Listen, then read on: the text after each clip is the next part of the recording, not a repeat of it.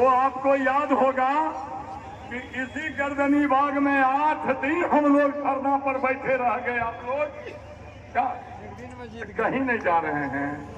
हाँ, 8 दिन बैठे रह गए आप, लेकिन बिहार सरकार का कोई भी पदाधिकारी आपको बुलाने का काम नहीं किया था।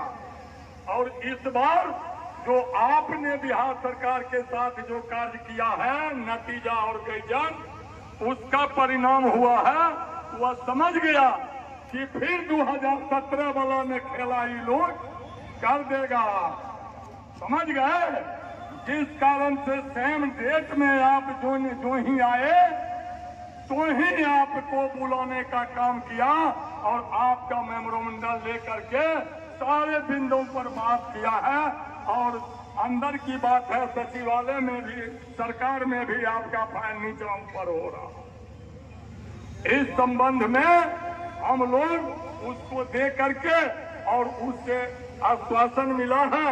इस संबंध में मैं सर्वप्रथम चाहूंगा कि आपके अररिया जिला के जो क्रांतिकारी साथी हैं, जिला के अध्यक्ष हैं, जिला के अध्यक्ष को ले गए इसलिए कि वो भी आपको जिला के हैसियत से आपको बताने का काम करेंगे। मैं आग्रह करता हूं कि बबलू झा जी आवे और क्या बात हुआ है, क्या करना है, क्या सोच है, ये अपना विचार देने का काम करेंगे। जरा जोरदार ताली से हम लोग स्वागत कर दें। बहुत बहुत धन्यवाद देशबंधु भैया। इस सबसे पहले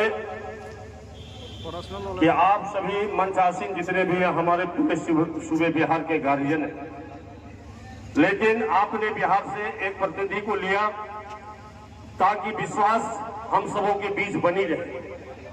आपने क्या कहा, क्या बात किया, ये सत्य होता है, लेकिन कुछ लोग को दिमाग में होता है कि क्या बात किया, नहीं किया, क्या करके आया, यहाँ पर कह दिया लोगों को। लेकिन मैं वर्दी की कसम, इस मातृभूमि की कसम, इस मंच से जो भी कहूंगा सत्य कहूंगा, सत्य के सिवा एक भी असत्य शब्द नहीं कहूंगा। सबसे पहले कि सरकार के मजिस्ट्रेट साहब आए और उन्होंने कहा जो भी बातें हमारे अध्यक्ष महोदय को, लेकिन अध्यक्ष महोदय ने इनके बात को इग्नोर किया कि सरकार हमसे वार्ता करे या सरकार की कर्मी बात करे तो ही हम बात मानेंगे। तो फिर उन्होंने दूरभाष से बात किए और बात करने के बाद सरकार के सचिवालय, मुख्यमंत्री सचिवालय के आपके गृह सचिव महोदय ने स्वयं अपने कार्यालय में हम सबों को आमंत्रित करके बुलाए और हम लोग यहाँ से 5 सदस्यीय टीम गए और जाके मजिस्ट्रेट साहब हम लोग को ऊपर ले गए। राजीव सिन्हा साहब जो सरकार के सचिव हैं, मुख्यमंत्री जी के डायरेक्ट, ये समझ लीजिए कि वो मुख्यमंत्री के राइट हैंड। और जाने के बाद चैम्बर में हम लोग नमस्कार किए, प्रणाम किए, उन्होंने चेयर दिया, हम लोग को सम्मानपूर्वक बिठाए। बिठाने के बाद उन्होंने, हम लोगों ने अपना मांग पत्र उनके हाथ में दिया और देने के बाद एक एक पॉइंट पर उन्होंने बोला आप मैं पढ़ भी रहा हूं और आप अपनी बात को मौखिक भी कहिए। तो फिर इधर से महामंत्री महोदय, झलक बाबा अपने तरफ से बात रखते गए और पॉइंट टू पॉइंट एक मुद्दा पे बातें हुई और बात करने के बाद उन्होंने कई मुद्दों को उसी समय अपने मुखार बिंदु से उन्होंने कहा कि इसमें ये मुद्दा आपका अहम है, समय काल परिस्थिति महंगाई हर एक चीज को देखते हुए ये मुद्दा आपका मांग जायज है। और मैं निश्चित रूप से आपसे वादा करता हूं, आज ही अभी इसी वक्त उन्होंने रिसीव किया। रिसीव करने के बाद वो मैं चाहूंगा कि मैं सबके बीच दिखाऊं जो मुख्यमंत्री जी के सचिवालय से प्राप्त हुआ है। ये सरकार के कागज को आप लोग देख लें, जो हम लोगों ने मांग पत्र दिया उसका रिसीविंग है ये, मतलब के ऐसे ही देकर नहीं आए। और देखने के बाद उन्होंने इतना बताए कि निश्चित रूप से आप हमको समय दीजिए, एक आदमी लेके ग्रुप में डाल दिए, सब जगह चला जाएगा, ठीक है। और फटे नहीं, ध्यान से फटे नहीं, बहुत महत्वपूर्ण कागज है ये। हो गया, एक ले लीजिए, सबको दे दीजिए। हाँ हाँ, ऐसे ऐसे गड़बड़ा जाएगा, यही ना गड़बड़ा जाएगा ना, बस